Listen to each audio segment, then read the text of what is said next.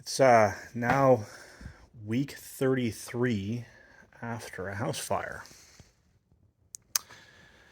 So, if your fire is similar to ours, this is maybe what your progress might look like through to that point. We're, again, 33 weeks past a fire starting at the back of our house. It had an impact on, I'm guessing, 20%, maybe 30% of the roof framing, and then the remainder of the damage came from smoke and water damage.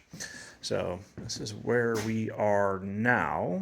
We're at a point where today insulation was started, so all of this blanketing material on the walls is a blown-in system, so they'll actually blow in insulation around the areas where we've designated, and also, of course, the areas where code would require. So all the exterior walls and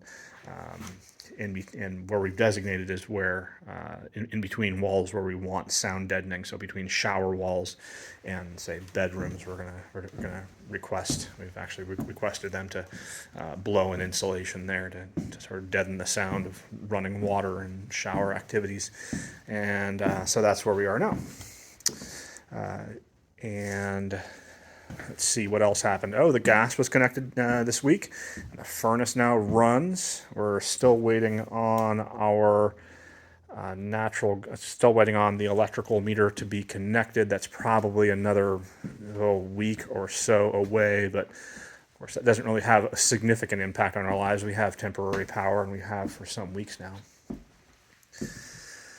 I spent more time than I'd like to admit finishing the faux beams upstairs this last weekend, and now those beams, well, not finishing, but I spent a ton of time sanding and then filling the faux beams for the theater space. And those are now off at the cabinet shop being let's see here, routed and finished and sealed. Man, it makes a difference to have. It really makes a difference to have this insulation here. It's significantly quieter. I didn't realize just how kind of echoey and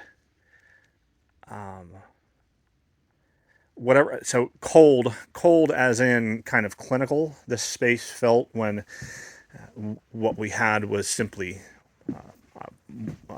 the sheathing and studs up on the walls. So now some of the rooms are really starting to take shape, and the space feels kind of more intimate and, lack of a better term, sort of lovely. It feels better to be in this space now. So we have walls up in just two locations. We have the drywall up in two locations. One in between my son's bedroom and our shower stall, where our walk-in shower, and where we have a double wall, or double studded wall, to prevent noise from occurring between those two spaces, and then between our two daughters' bedrooms here in the second story at the back of the house. So this is where we are here. So there's actually starting to feel more like a space here.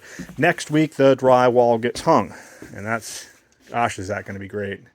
I know I've been a bit of a broken record, but my goodness, won't that feel good to have drywall hung. And after that, floors go in. I might start tinkering around with the theater. Once the paint's done, I'll start sort of tinkering around with the theater to get items set in place, so that when we finally have electricity and networking, be able to fire that sucker up and sort of enjoy that experience. And then I figured I'd take you on an exterior tour as well, so it'll be a little bit longer video this week. There's a little progress has been made outside as well. So we have the majority of the siding has been taken care of, with the exception of the gables up high. We have the majority of this is now sided in, and the entire rear portion of the house is now sided in. Of course, all the windows are trimmed. This is a window trim that we took my wife took a tremendous amount of time sort of really arduously trying to debate internal debates about what sort of window trim to use here, because it's a ranch house and we don't want it to feel the materials or the trim to feel out of place, but this is what we decided on. I think it looks great. I'm proud of her for her final decision here. The rear patio form is now poured. This is where the fire started, and of course that deck is now, well, it was a deck, and now we decided to do a concrete patio. We'll eventually have a patio cover here.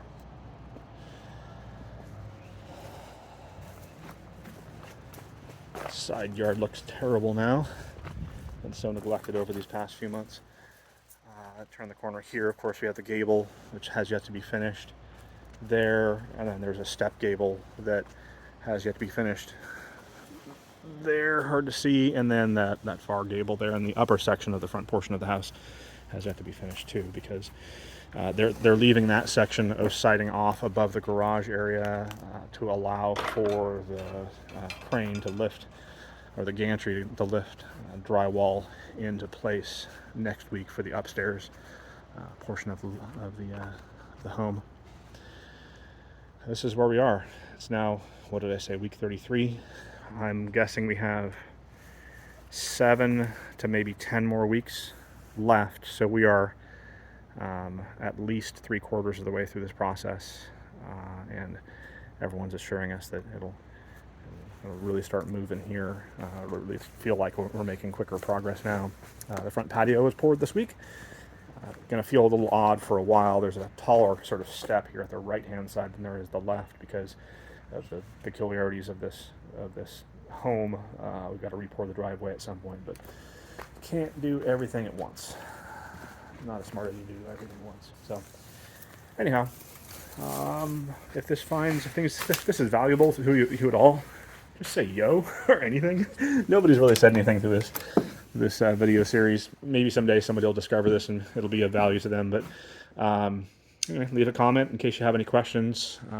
Again, this is just our experience, and I guess you become a master of your own space over time. I've